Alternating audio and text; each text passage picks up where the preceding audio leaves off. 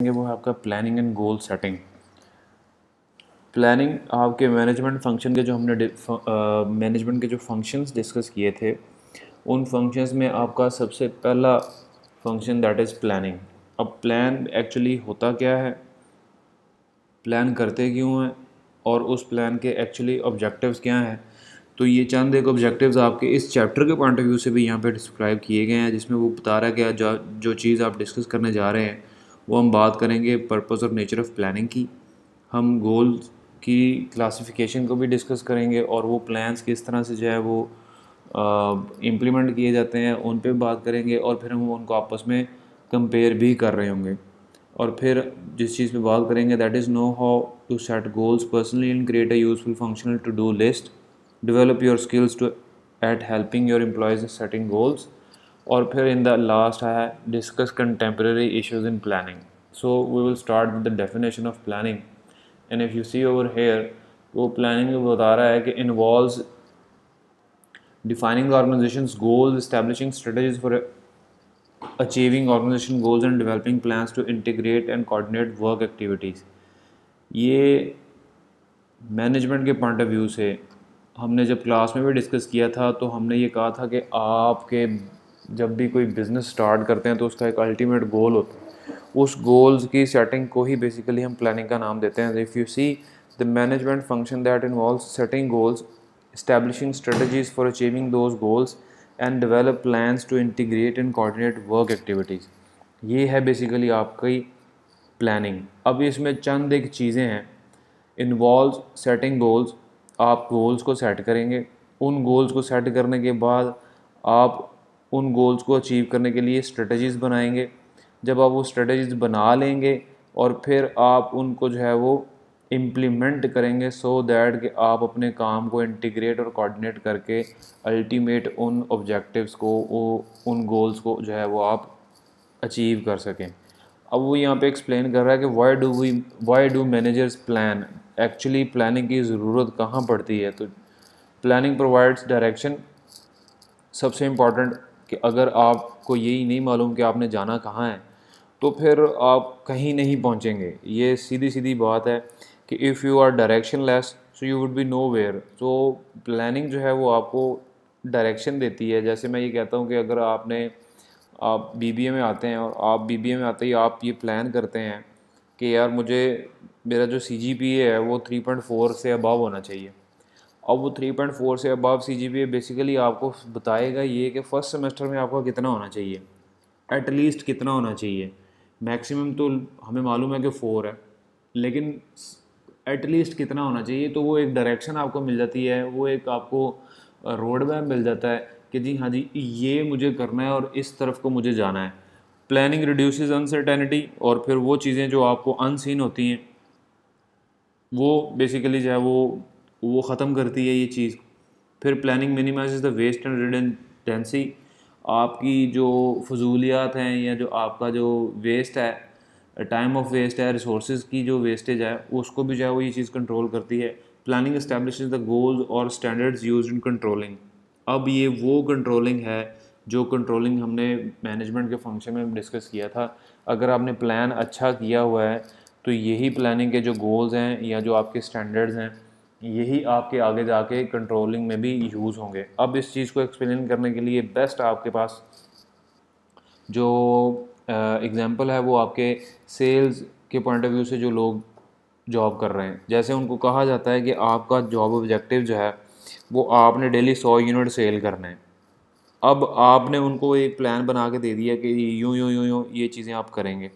अब जब आप उनको at the end of the day या at the end of the month या क्वार्टर या एनुअली जो भी आपकी जो उनकी असेसमेंट होगी, आपने ये डिसाइड करना है कि आपने जो गोल उसको असाइन किया था, आया उसने वो गोल उस तरह से अचीव किया है या नहीं किया है। तो अगर आपके गोल्स ही जो है वो इतने ज़्यादा क्लियर नहीं होंगे तो फिर आप किसी को वहाँ पे एवेलुएट भी नहीं कर पाएंगे। जैसे मैं ये कह रहा हूँ कि अगर उसने 100 यूनिट सेल करने थे और उसने 100 किए हैं तो आपको पता चलेगा कि हाँ जी जी वो उसने परफॉर्म किया है। और अगर उसने 110 किए हैं तो आपको पता चलेगा कि वो बड़ा अच्छा परफॉर्म किया उसने। या अगर उसने 90 या 80 या 70 किए हैं तो फिर आपको पता चलता है कि आपका जो इंडिविजुअल परफॉर्मेंस है वो लैग कर रही है, उसकी भी डिफरेंट कंडीशंस हैं, वो हम आगे जाके डिस्कस करेंगे। तो ये जो प्लानिंग एंड परफॉर्मेंस है ये बेसिकली ये साथ साथ ही चल रहे होते हैं। अगर आपने प्लान अच्छा किया है तो डेफिनेटली आप परफॉर्म भी ज़्यादा बेहतर तरीके से कर पाएंगे। अब जो चीज़ आपके लिए इम्पॉर्टेंट है वो आपके ऑब्जेक्टिव्स हैं और गोल्स हैं जिनको आप डिज़ाइन करते हैं। और वो ऑर्गेनाइजेशन के पॉइंट ऑफ व्यू से आपके हर एक ऑर्गेनाइजेशन की वो डिज़ायर्ड आउटकम या वो उनका एक स्पेसिफिक टारगेट है जो वो अचीव करना चाहते हैं, और उन टारगेट्स को अचीव करने के लिए आप प्लान करते हैं। और वो प्लान क्या है? Documents that outline how goals are going to be met. इन गोल्स को अचीव करने के लिए जो भी आप स्ट्रेटजीज़, जो भी आप डॉक्यूमेंटेशन, जो भी आप तैयारियां करते हैं, उनको बेसिकली हम प्लान्स का नाम देते हैं। अब यहाँ पे आपके पास डिफरेंट टाइप्स ऑफ गोल्स को वो एक्सप्लेन कर रहा है, जिसमें सबसे पहले वो बात कर रहा है कि स्टेटेड गोल्स हैं। ये वो गोल्स होते हैं द ऑफिशियल स्टेटमेंट्स ऑफ है what an organization says and what it wants its various stakeholders to believe its goals are. ये वो चीज़ें हैं जो डॉक्यूमेंटेड होती हैं, जो लिखी हुई होती हैं, और उन सब के लिए होती हैं जो आपके ऑर्गेनाइजेशन के स्टेक होल्डर्स होते हैं। और फिर आपके पास यहाँ पे है real goals, goals that an organization actually pursue as defined by the actions of it members. और रियल गोल्स वो हैं जो एक्चुअली आपकी परफॉर्मेंस की बेस पे जो आप काम कर रहे होते हैं, वो आपके रियल गोल्स होते हैं। समटाइम्स आपके रियल गोल्स आपके स्टेटेड गोल से डिफरेंट भी होते हैं। तो वो डिफरेंस बेसिकली आपने खुद से इसको मैनेज करना होता है। क्यों? क्योंकि आपके जो स्टेटेड गोल्स हैं मे बी आपके real goals for the time being वो उनसे डिफरेंट हों, लेकिन आप जब उनको लिंक करेंगे टुवर्ड्स योर ऑर्गेनाइजेशनल ऑब्जेक्टिव तो शायद आपके रियल गोल्स आपकी ओवरऑल परफॉर्मेंस में आपको हेल्प आउट कर रहे हो। और फिर यहाँ पे आपके पास चंद एक टाइप्स हैं, वो टाइप्स ऑफ प्लान्स हैं, जिसमें आपके पास स्ट्रेटेजिक प्लान है, आपके पास ऑपरेशनल प्लान है, आपके पास लॉन्ग टर्म प्लान है, शॉर्ट टर्म प्लान है, और स्पेसिफिक प्लान है। तो ये डिफरेंट प्लानिंग के पॉइंट ऑफ व्यू से आपके पास यहाँ पे चंद एक गोल्स हैं, और इन चीज़ों को अंडरस्टैंड करने के लिए आप इनकी डेफिनेशन को देख लें, फिर मैं आपको इसको एक्सप्लेन करता हूँ। तो strategic plans that apply to the entire organization and establish the organization overall goal. Strategic plans हमेशा सबसे ऊपर होते हैं, ये वो गोल्स हैं जो आपके CEOs जो हैं वो ड्राफ्ट करते हैं। फिर आपके आते हैं operational goals, plans that encompasses a particular operational area of the organization. इन स्ट्रेटेजिक गोल्स को अचीव करने के लिए आप ऑपरेशनल लेवल पे जब कोई प्लानिंग करते हैं तो वो आपके ऑपरेशनल प्लान्स कहलाते हैं। फिर पॉइंट टाइम के पॉइंट ऑफ व्यू से वो गोल्स जो आपके लॉन्ग टर्म गोल्स हैं, जैसे मैंने क्लास में भी बताया था कि plans with a time frame beyond 3 years, वो गोल्स जो आपके 3 साल से ज़्यादा के हैं वो आपके लॉन्ग टर्म गोल्स होंगे। और वो गोल्स जो आपके 1 साल से या कम हैं वो आपके शॉर्ट टर्म प्लान्स में शामिल होता है। फिर आपके पास स्पेसिफिसिटी के पॉइंट ऑफ व्यू से है, डायरेक्शन है और स्पेसिफिक है, जिसमें आपके specific plans that are clearly defined and leave no room for interpretation, जिनको एक्सप्लेन करने की ज़रूरत नहीं होती। और डायरेक्शनल गोल्स हैं that are flexible and set out general guidelines. और फिर चंद एक आपके पास प्लान्स ऐसे होते हैं जिनको आपने प्लान तो कर दिया लेकिन वो उस वक्त तक इम्प्लीमेंट नहीं हो पाते जब तक आप उनको साथ किसी किस्म की कोई डायरेक्शंस नहीं देते। और फिर एट द एंड आपके पास फ्रीक्वेंसी ऑफ यूज़ के पॉइंट ऑफ व्यू से हैं, सिंगल यूज़ है और स्टैंडिंग है। उसको आप अगर यहाँ पे देखें, single use a one time plan specifically design to meet the need of a unique situation. और स्टैंडिंग गोल्स आपके ongoing plans that provide guidance for activities performed repeatedly. तो ये डिफरेंट एक आपके पास जो सिनेरियो है वो गोल्स के पॉइंट ऑफ व्यू से आ जाता है। अभी जो CR है, जो CR है यहाँ पे, ये GR होंगी। अच्छा, ये इनको बोलें स्टूडेंट्स को, सब लोग सुन ही रहे होंगे। इसको आप एक नज़र देखें, मुझे एक इम्पोर्टेंट कॉल लेनी है, मैं वो कॉल लेके आया। ठीक है, stay in contact everybody.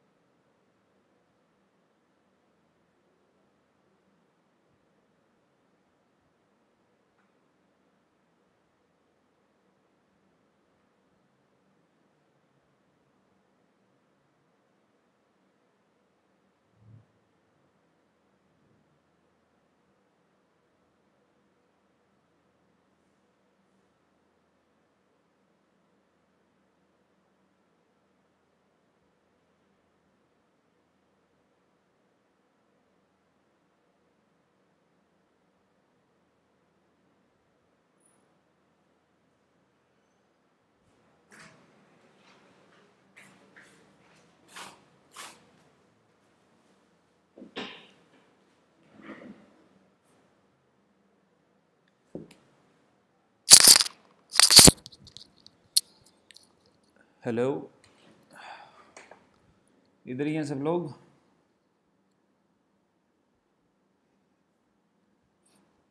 Hello.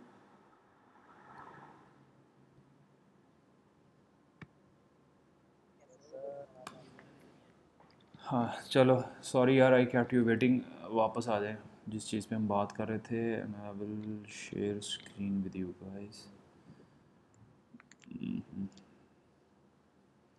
अच्छा जी, हम बात कर रहे थे टाइप्स ऑफ प्लान्स की, और उसमें जो चीज़ हमने डिस्कस की है वो अभी तक हमने प्लान्स की डेफिनेशन डिस्कस की, गोल्स की डेफिनेशन डिस्कस की, और फिर हमने उसकी टाइप्स अभी हम डिस्कस कर रहे हैं। और उस टाइप्स के पास डिस्कस करने के लिए आपके पास यहाँ पे 8.1 एक एग्जिबिट गिवन है। अब उस इस चीज़ की बेसिकली अंडरस्टैंडिंग बहुत ज़्यादा ज़रूरी है। 4 किस्म की जो कैटेगरीज़ हैं वो आपके पास हैं। उनमें जो सबसे इम्पॉर्टेंट है वो आपके पास यहाँ पे आपको पहले इस चीज़ की अंडरस्टैंडिंग होनी चाहिए। ब्रेड्थ की हम बात कर रहे हैं कि स्कोप ऑफ द गोल क्या है। वो आपका या तो स्ट्रेटेजिक होगा या आपका ऑपरेशनल होगा। हमने बात की कि स्ट्रेटेजिक गोल्स आपके वो गोल्स हैं जो top of the organization CEOs जो है वो डिसाइड करते हैं। फिर इन स्ट्रेटेजिक गोल्स के बाद अब आपके आते हैं ऑपरेशनल गोल्स। ये वो गोल्स हैं जो बेसिकली आप अपने उन गोल्स को ब्रेकअप करते हैं कि कौन कौन सा बंदा किस तरह से काम करेगा, किस तरह से ऑपरेट करेगा। आप इस इन ऑपरेशनल गोल्स को बेसिकली हम ऑपरेशनल लेवल पे जाके जो है वो डिसाइड करते हैं। फिर आपके पास टाइम फ्रेम के पॉइंट ऑफ व्यू से दो टाइप्स हैं। या तो आपके जो गोल्स आप बना रहे हैं या जो प्लान्स आप बना रहे हैं वो आपके लॉन्ग टर्म होंगे या आपके वो शॉर्ट टर्म होंगे। तो लॉन्ग टर्म गोल्स को वो लिख रहा है कि आप वो गोल्स जो आप वो प्लान्स जो आपके 3 साल से या उससे ज़्यादा के हैं वो आपके लॉन्ग टर्म होंगे, और शॉर्ट टर्म आपके वो हैं जो आपके 1 साल या उससे कम के होंगे। फिर स्पेसिफिसिटी की बात कर रहा है कि या तो आपके गोल्स डायरेक्शनल गोल्स होंगे या फिर आपके जो है वो स्पेसिफिक गोल्स होंगे। स्पेसिफिक गोल्स वो हैं जो आपने वंस यू डिसाइडेड और फिर उस चीज़ को एक्सप्लेन करने की या उस पे इस उसमें किसी किस्म की कोई चेंजेस करने की ज़रूरत नहीं होती। डायरेक्शनल गोल्स आपके वो गोल्स हैं जो आप बना तो देते हैं, लेकिन उस वक्त तक आप उनको इम्प्लीमेंट करने में जब आप उनको जाते हैं तो उनमें फ्लेक्सिबिलिटी होती है, उसमें आप चीज़ों को चेंज कर सकते हैं, उनको आप वक्त के साथ जो है वो मॉडिफाई भी कर सकते हैं। और फिर आपके पास यहाँ पे फ्रीक्वेंसी ऑफ यूज़ है, और ये वो यूज़ है यूजेज के पॉइंट ऑफ व्यू से है कि ऐसे प्लान्स जो आपने एक दफ़ा बनाया, उसको यूज़ किया and finished, that is your single used. और स्टैंडिंग है जो आपके प्रोलॉन्ग करते हैं लंबे अरसे तक, तो वो आपकी फ्रीक्वेंसी के पॉइंट ऑफ व्यू से चंद एक आपकी ये टाइप्स ऑफ प्लान्स भी हैं यहाँ पे। और फिर आपकी अप्रोचेस टू गोल सेटिंग आ जाती है कि कौन कौन सी ऐसी अप्रोचेस यूज़ की जाती हैं कि ये जो आप गोल सेट कर रहे हैं उनके पॉइंट ऑफ व्यू से आप कौन सी ऐसी थॉट है, पीछे सोच है जो आप यूज़ करते हैं कोई भी एक गोल को सेट करने के लिए। तो सबसे पहले आपके पास traditional goal setting and approach to goal setting in which top managers set goals then flow down through the organization and become sub goals for each organizational area। ये ट्रेडिशनल गोल्स वो गोल्स हैं, approach है जो normally हर एक organisation में देखी जाती है। बाय इट्स नेम आप इसको समझ जाएं कि ट्रेडिशनल है कि जो आज से पहले चलता आ रहा है कि जी सबसे पहले आपका सीईओ जो है वो ऊपर एक गोल डिसाइड कर देता है, उस गोल को आप फिर आगे नीचे ब्रेकअप करते जाते हैं आपके डिपार्टमेंटल गोल्स को में, और फिर उन डिपार्टमेंटल गोल्स को आप डिवाइड करते जाते हैं आप अपने ग्रुप्स में, फिर उन ग्रुप्स को आप डिवाइड करते हैं आपके इंडिविजुअल गोल्स में। तो ये बेसिकली आपकी ट्रेडिशनल गोल सेटिंग है जो नॉर्मली हर जगह पे देखने को मिलती है। लेकिन उसके साथ साथ जो आजकल चीज़ चल रही है उसमें जो मोस्ट इम्पॉर्टेंट है वो आपका है MBO। मैनेजमेंट के पॉइंट ऑफ व्यू से ये जब कभी हम पढ़ा करते थे तो ये मिड या फाइनल के सिलेबस में ये कंफर्म क्वेश्चन हुआ करता था कि MBOs क्या होते हैं, इसको डिफ़ाइन करें, इसको एक्सप्लेन करें। तो MBOs बेसिकली क्या है, द मैनेजमेंट बाय ऑब्जेक्टिव। आपने a process of setting mutually agreed upon goals and using those goals to evaluate employees performance. आपने लोगों की परफॉर्मेंस को असेस करना है बेस्ड ऑन देयर गोल्स, और ये वो गोल्स हैं जो आपने म्यूचुअली एक दूसरे के साथ बैठ के बनाए हैं। इस चीज़ को हम मैनेजमेंट बाय ऑब्जेक्टिव का नाम देते हैं कि जब आपने लोगों को ऑब्जेक्टिव कर दिया, उनके साथ उनकी परफॉर्मेंस के साथ उनके गोल्स को अटैच कर दिया, तो फिर आपको उनके पीछे भागने की ज़रूरत नहीं पड़ती। आप उनको एक फ्री हैंड दे देते हैं कि जी आपको ये ऑब्जेक्टिव दिया है, ये आपका टाइम फ्रेम है और इसको आप कंप्लीट करें। तो इस किस्म की सेटिंग्स को हम MBOs का नाम भी देते हैं। और फिर यहाँ पे आपके पास है means ends change, the integrated network of goals in which the accomplishment of goal at one level serves as the mean for achieving the goals or ends at the next level। कि आपका एक हुआ और definitely फिर वहाँ से अगला start होगा तो वो भी कंप्लीट हो जाएगा। तो मीन एंड्स बेसिकली ये चेन है कि आपकी एक कड़ी जो है वो आपकी दूसरी कड़ी के साथ अटैच होती है। यहाँ पे एक अभी आपको वो down side of the traditional goal setting बता रहा है, जो भी हमने ऊपर डिस्कस किया, कि सबसे पहले जो चीज़ जो डिसाइड की जाएगी वो आपके टॉप मैनेजमेंट के ऑब्जेक्टिव हैं। जैसे वो एग्जांपल दे रहा है, we need to improve the company's performance. अब हमें कंपनी की परफॉर्मेंस को इम्प्रूव करना है, ये टॉप मैनेजर का है, यू कैन से कि आपका स्ट्रेटेजिक है। अब उस चीज़ को आपने आगे डिवाइड किया और वो डिवीजन्स पे चला गया, वहाँ पे आपने MBOs बना दी। मैनेजर्स ऑब्जेक्टिव क्या है? I want to see a significant improvement in this division's profit. अब ये आपके डिवीजन वाइज आ गए। अब उस डिवीजन में वो कहता है कि मुझे ऑर्गेनाइजेशन की प्रॉफिट में इंक्रीज़ चाहिए। अच्छा, अब उस इंक्रीज़ को आगे डिपार्टमेंटल ऑब्जेक्टिव्स में कन्वर्ट करना है।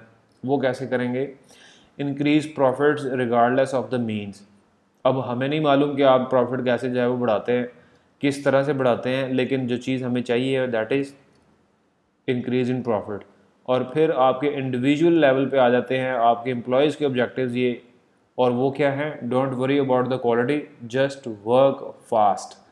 अब आपका फोकस क्या है कि जी आप क्वालिटी पे जो है फोकस ना करें, आप बस चीज़ों को ज़्यादा से ज़्यादा बनाएं, सो दैट कि जितनी ज़्यादा बनाएंगे उतनी ज़्यादा बिकेंगी, जितनी ज़्यादा बिकेंगी उतने ज़्यादा रेवेन्यूज़ आएंगे, जितना ज़्यादा रेवेन्यू होगा उतना ज़्यादा आपका प्रॉफिट जनरेट होगा।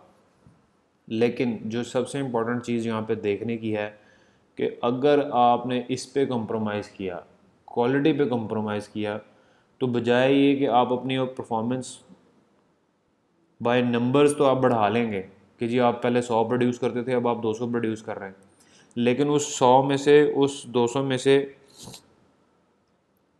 कौन से ऐसे एक्सेप्टेड आर्टिकल्स होंगे और कितने उसमें से रिजेक्ट हो जाएंगे, तो ये भी बहुत ज़्यादा इंपॉर्टेंट है कि आपकी परफॉर्मेंस जो है वो किस तरह से असेस की जाती है।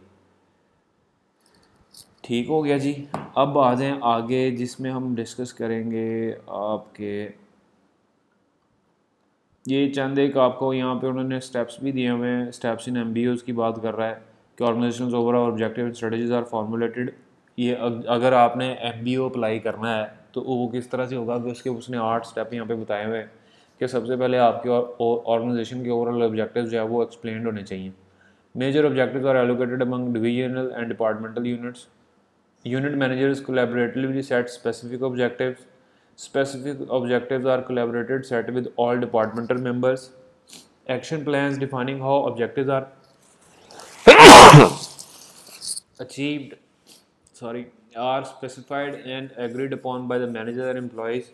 The action plans are implemented. Progress towards objectives is periodically reviewed and feedback is provided. Successful achievement of objectives is reinforced by performance-based rewards. अब MBO की डेफिनेशन में जो चीज़ हमने देखी थी वो हमने देखा था this one, defining how objectives are to be achieved are specified and agreed upon by managers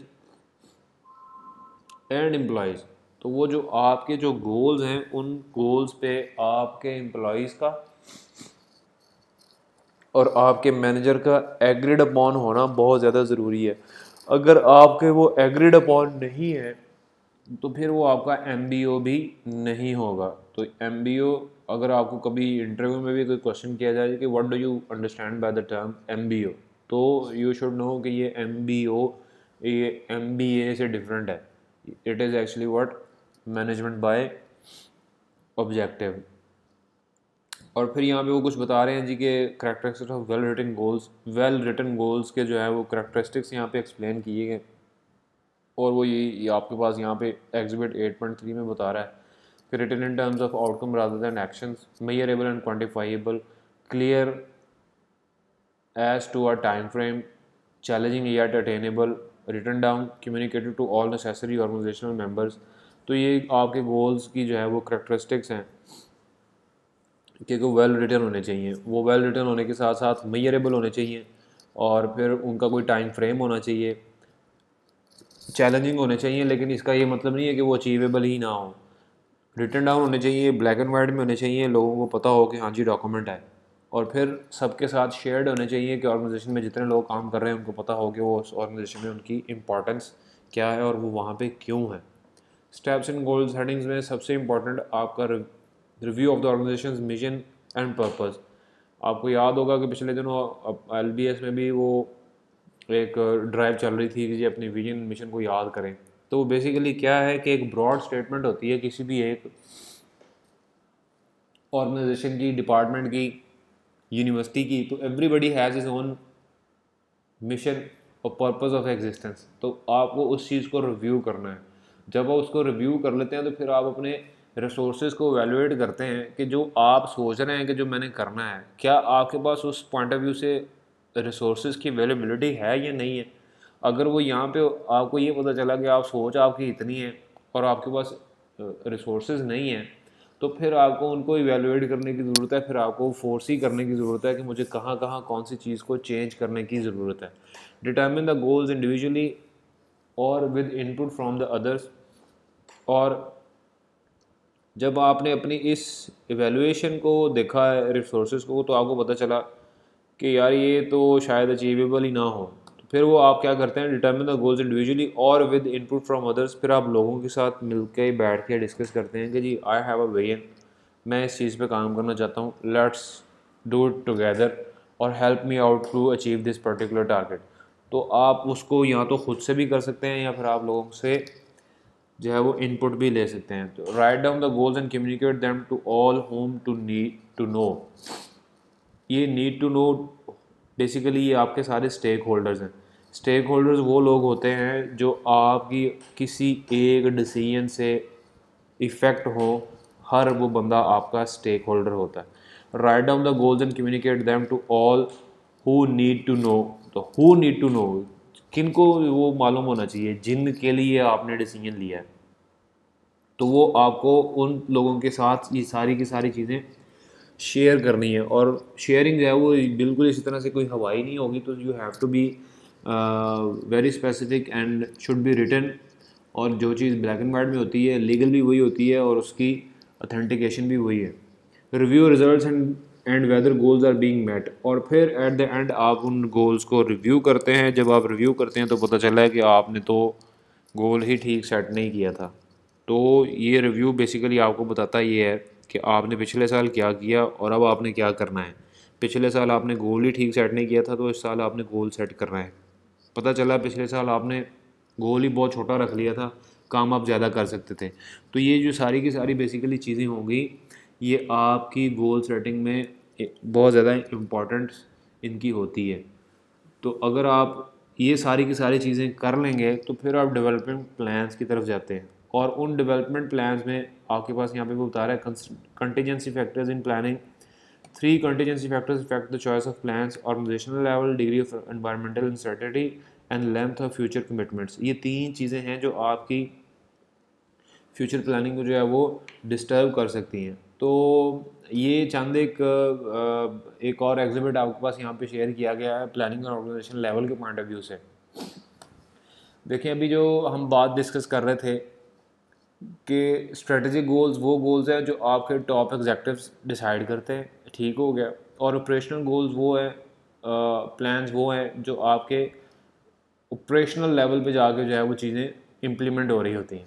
तो जो आपकी जो स्ट्रेटेजिक प्लानिंग है वो यहाँ पे उसका पोर्शन ज़्यादा होगा, लेकिन जैसे जैसे वो चीज़ें नीचे आते जाएंगी तो उनका वो पोर्शन डिक्रीज़ होता जाएगा। इसी तरह से ऑपरेशनल प्लानिंग में की जब हम बात करें तो ऑपरेशनल प्लानिंग का स्ट्रेटजिक प्लानिंग के साथ तो कोई इतना कंट्रीब्यूशन नहीं होता, लेकिन अल्टीमेटली जब वो डाउनवर्ड जाता है तो ऑपरेशनल प्लानिंग की जो है वो स्पैन जो है वो इंक्रीज़ करता जाता है। फिर इसी तरह से यहाँ पे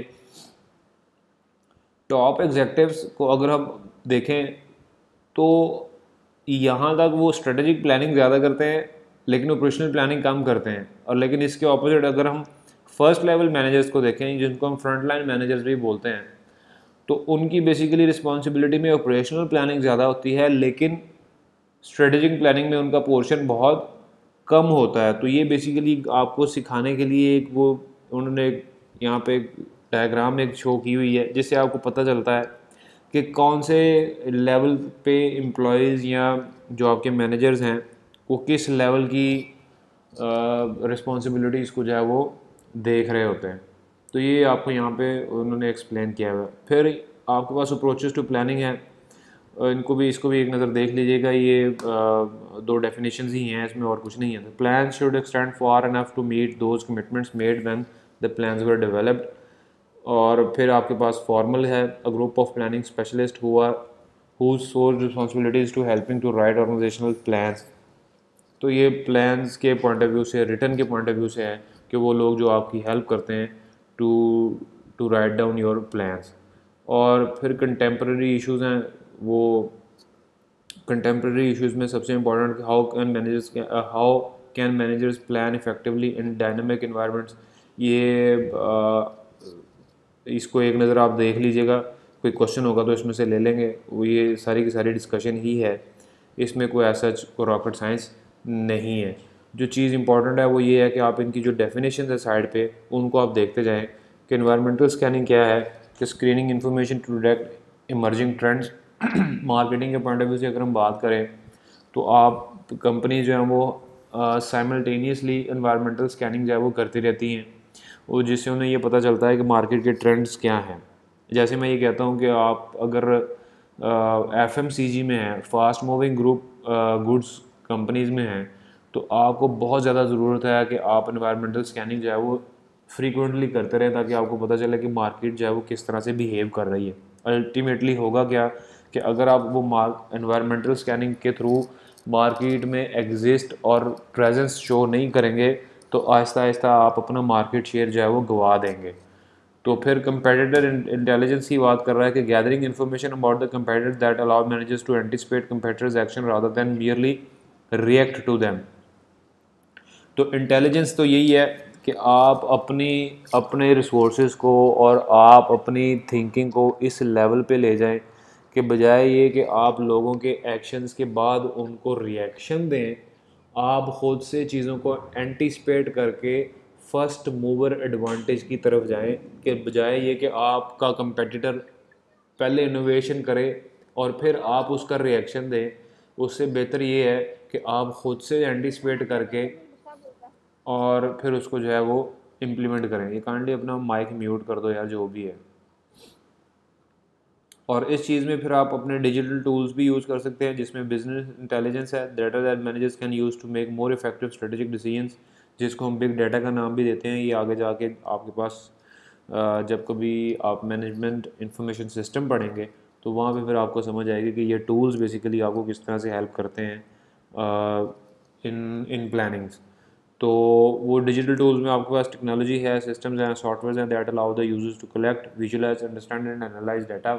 ये बिल्कुल इसी तरह से है कि आपको एक प्रेजेंटेशन दिखाई जाती है कि अगर आप ये कर लेते हैं, अगर आप अपना फ़लाँ काम जो है वो इस तरह से कर लेते हैं तो फिर आप अपने गोल, उस चीज़ का आपके गोल्स पे क्या इफ़ेक्ट होगा। तो these all tools that can be use for your effective planning. तो ये भी जो है वो आपको हेल्प आउट कर सकते हैं इन योर इफ़ेक्टिव मैनेजमेंट। और ये जो मैंने अभी बात की कि बिग डाटा की बात होगी, आपके पास वो सारे के सारे जो है वो आ जाएंगे, टूल्स आ जाएंगे। और फिर आपके पास क्लाउड कंप्यूटिंग है। Cloud computing refers to storing and accessing data on the internet rather than on computers hard drive और कंपनीज नेटवर्क। तो क्लाउड कंप्यूटिंग बेसिकली ये कंप्यूटर साइंस की एक ऐसी टर्म है जिसमें आपका जो डाटा है वो इंटरनेट पे ही सेव रहता है, बजाय ये कि आप उसको कंपनी के नेटवर्क में या आप उसको किसी हार्ड ड्राइव में जाए वो सेव करें, तो इसको क्लाउड कंप्यूटिंग का नाम हम देते हैं। और इन द एंड आपके पास है इंटरनेट ऑफ थिंग्स, IoT भी इसको बोलते हैं।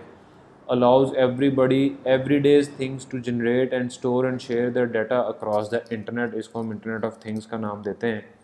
तो इस चीज़ को भी आप एक नज़र पढ़ लीजिएगा तो फिर आपको समझ आ जाएगी कि बेसिकली ये डिजिटल टूल्स आपको जो है वो किस तरह से हेल्प आउट करते हैं।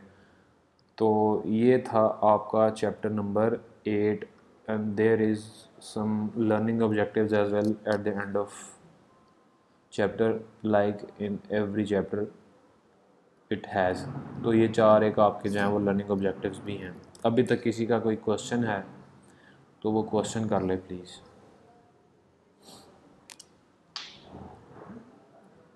अब मुझे नहीं मालूम कि आप लोग अपने पास घरों में बैठ के कुछ चीज़ें पढ़ भी रहे हैं या नहीं, कुछ चीज़ें डिस्कस कर भी रहे हैं किसी के साथ के नहीं। बहुत मुश्किल है कि आप पढ़ रहे होंगे, बहुत मुश्किल है। ये आप क्लास में नहीं पढ़ते थे तो ये घर बैठ के पढ़ने वाली तो बात ही ना करें। जी कोई क्वेश्चन है किसी का? हो नो क्वेश्चंस हैं।